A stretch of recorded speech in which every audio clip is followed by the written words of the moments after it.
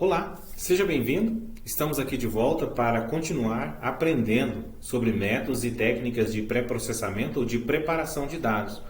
Nesse vídeo nós vamos falar da consolidação e da limpeza de dados.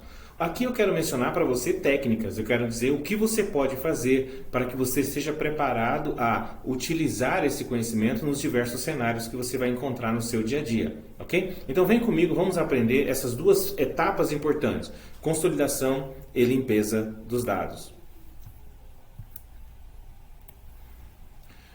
A etapa de consolidação ela basicamente consiste nesse processo de selecionar e integrar os dados necessários. Observe que uma boa análise de dados ela vai utilizar dados que vêm de diversos lugares. Muitas vezes você vai encontrar um dado que está em uma base de dados da sua empresa, outro vai estar disponível na internet, outro vai estar em uma instituição pública. E é quando você junta os dados dessas diferentes fontes é que você cria o cenário adequado para produzir informações relevantes. Tá? Então, o processo de consolidação é esse processo de conectar nas diferentes fontes de dados, trazer os dados para este local e realmente integrá-los de forma que eles operem em conjunto.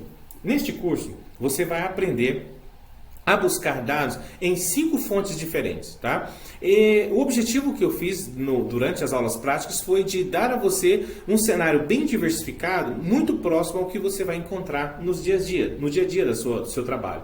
Então veja que esse processo de buscar aqui os dados nas diferentes fontes de dados e trazê-lo para um repositório, ok? Como a gente pode ver aqui, deixa eu usar essa caneta que fica melhor, Então, essa etapa de consolidação, a etapa de coletar os dados, ela justamente faz esse processo, esse movimento de trazer os dados das diferentes fontes para um repositório analítico. Ali dentro, eu vou executar, depois da coleta, várias outras etapas de preparação, ok? Mas essa coleta, essa integração, ela é muito importante. Geralmente, nessa etapa, é quando você se conecta e busca os dados, que podem estar em bancos, arquivos, na web, em qualquer lugar que seja acessível. Você tem uma etapa importante aqui, um passo importante, que é selecionar e filtrar. Por quê? Em geral, você tem mais dados disponíveis do que muitas vezes você vai ter como necessidade dentro da sua análise.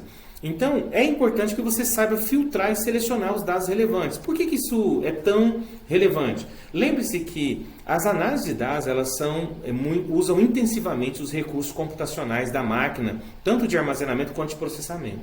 Então, se você conectar em um banco que tem milhões ou bilhões de linhas para fazer uma análise, e, na verdade, você só precisa de um conjunto de 1 milhão de linhas, por que você vai manter todo esse resto dos dados dentro do seu trabalho? Não precisa.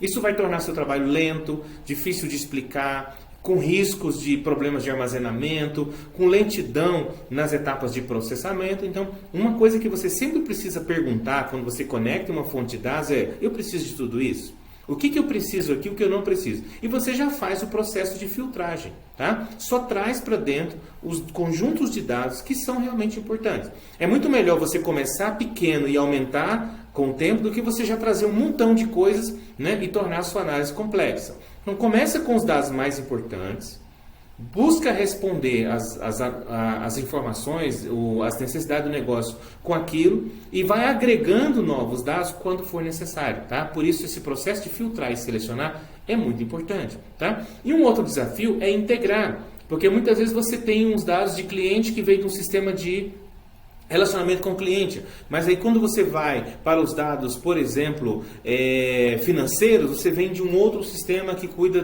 da parte financeira da empresa e assim por diante. Então você pode ter as informações espalhadas em sistemas diferentes, mas que quando você traz para a análise, se você não relacioná-los, não integrá-los adequadamente, as ferramentas de análise não conseguirão fazer esses cruzamentos de uma informação com a outra com facilidade. Tá? Então você precisa ter essa capacidade de integrar.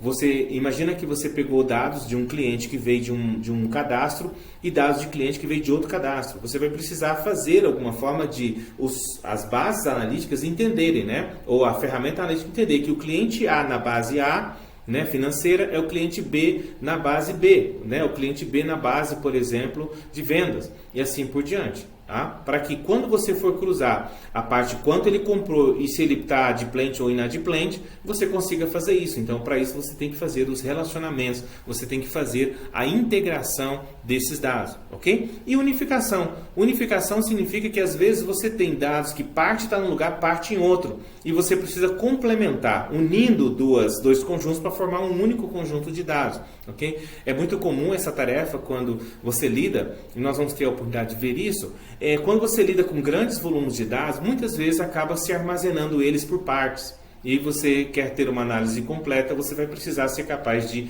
pegar esses vários pedaços, juntar e formar uma unidade de dados específicas, né? Uma tabela única dentro da sua ferramenta de análise, para que você possa fazer uma análise integrada e unificada desses dados, ok? Então essa é a etapa de consolidação de dados, que envolve coleta, filtragem e unificação ou integração.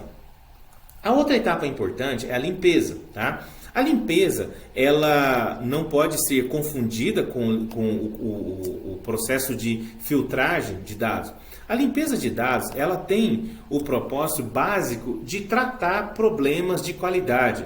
Ou seja, eu limpar problemas, tá? Limpeza, não entenda aqui remoção de dados, mas limpar problemas de qualidade, tá? Então veja, por exemplo, na foto desse pedaço de carne, né?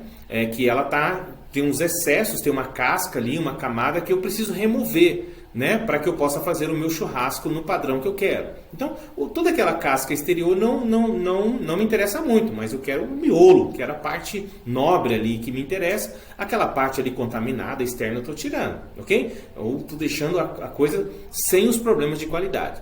A mesma coisa, aqui é uma coisa, eu achei muito interessante essa foto, né, do Ronaldinho que aparece aqui nesse site do meionorte.com, onde você tem ele, né, um pouquinho no início da carreira e ele depois, né? Você vê que vários problemas aí, né, de beleza foram resolvidos, não é verdade? Né, tá o sorriso, né, deu uma ajeitada ali, deixou um sorriso melhor, uma pele mais ajeitada, não é? Esse é o processo de melhorar a qualidade, removendo problemas de qualidade existentes, né, no contexto real, ok? Claro, né, esse trabalho nem sempre é um trabalho trivial, tá? Ele exige um esforço bastante razoável, mas que, se não feito, vai prejudicar o resultado final da análise de dados. Então, essa etapa ela é importante.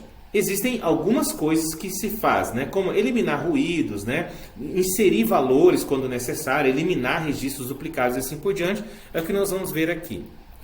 Se você observar essa pequena tabela que nós já apresentamos em algum vídeo, né, ela tem vários problemas, desde duplicidade, conflitos de chaves, dados não padronizados, erros de digitação, erros, campos vazios e assim por diante. O processo de limpeza consiste em tratar isso, ok? Então, como é que a gente trata? Se eu tiver dado nulo, ou seja, eu tenho uma coluna lá onde era para colocar a escolaridade da pessoa e não preencheram, ou era para colocar o salário e não digitaram, ou era para colocar, né, a cidade de nascimento e não digitaram, e assim por diante. Então tem vários problemas. Se eu tenho dados vazios, que são variáveis textuais, nominais, ou as variáveis categóricas, né, eu posso preencher aquilo, se eu tiver condições de revisitar o registro, posso preencher corretamente, tá? Ou, caso seja uma variável numérica, como idade, um salário, alguma coisa, eu posso talvez usar uma técnica para tentar complementar aquela informação de outras maneiras. Mas vejam aqui alguns pontos principais, o que nós podemos fazer. Dados nulos ou vazios, você pode preencher o campo, você pode recodificar valor. Um exemplo, se está lá não preenchido, em vez de eu deixar nulo para ficar um erro lá no meu gráfico, eu posso simplesmente colocar não preenchido, não informado, não se aplica, ok? Assim por diante, tá? Não classificado. Eu preencho aquele vazio com uma informação textual, clara. Então agora eu posso ter assim, a pessoa, quantos tem no ensino médio fundamental e não informado? Tem tanto. Tá? Então eu não mudei o dado, apenas melhorei a qualidade, substituindo um vazio por uma informação, né, mais clara, mais fácil de usar nas análises. Tá? Dependendo do caso, eu posso remover. Às vezes tem uma coluna que está tão ruim a qualidade dela, que a melhor coisa é fazer é remover aquela coluna. Se a gente voltar aqui, por exemplo, olha essa coluna CEP. Não tem utilidade, ela está toda contaminada. Então, eu posso simplesmente remover a coluna por causa do problema de qualidade dela. O mesmo pode acontecer num registro. Eu posso ter uma linha com tanto problema de preenchimento, não, isso aqui eu nem vou considerar na minha análise, porque Não vou ter prejuízo se tirar e se eu manter vai poluir, vai trazer problemas para a análise. Então você pode decidir remover. Em algum caso, alguma exceção, você pode decidir não fazer nada, mas você tem que saber por que você não vai fazer nada. Não é uma decisão assim, não vou fazer porque não quero. Não vou fazer porque não precisa fazer, não vou fazer porque nesse caso não faz sentido, não vou fazer porque nesse caso não prejudica a análise.